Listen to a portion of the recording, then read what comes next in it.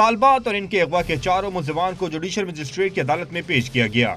अदालत ने लड़कियों का तिब्बी मुआयना कराने का हुक्म देते हुए इन्हें 2 दिन के लिए दारुल अमान भिजवा दिया। अदालत ने चारों मुलजिमान के जिस्मानी रिमांड में 19 अक्टूबर तक तौसी करने का हुक्म भी दिया। अदालती हुक्म के मुताबिक आइंदा समात पर लड़कियों के बयानात का लम्बन किए जाएंगे।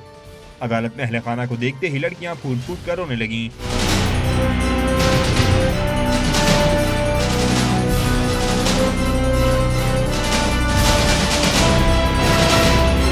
पुलिस के मुताबिक लड़कियों को किसी ने अगवा नहीं किया, वो घरेलू माहौल से तंग आकर फरार हुई थीं। पुलिस का कहना है कि तीनों लड़कियां वाकये के रोज किताबों और बस्तों के बजाय कपड़े और दीगर सामान लेकर घर से निकली थीं। इकरा का ये कहना है कि उसके जो वालिदैन हैं वो उस पर ट्रस्ट नहीं करते और अगर किसी लड़के का मैसेज उसको सेल फ़ोन पे आता है तो वो उस पर तशद्दुद करते हैं। बिस्मा ने हमें ये बताया कि उसके वालिद ने दूसरी शादी कर ली है और वालदा बिस्मा को उसके वालिद के पास भेजना चाहती है। तीसरी बच्ची जो राबिया है उसने बड़ी इंटरेस्टिंग बात बताई।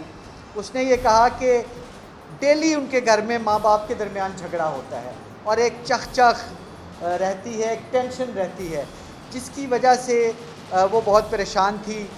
समाजी माहिरीन ने लड़कियों के इक़दाम का वालिदैन के लिए सबक करार दिया है। माहिरीन कहते हैं बच्चों को घर में लड़ाई झगड़े से महफूज माहौल देकर ही ऐसे वाक़यात से बचाया जा सकता है।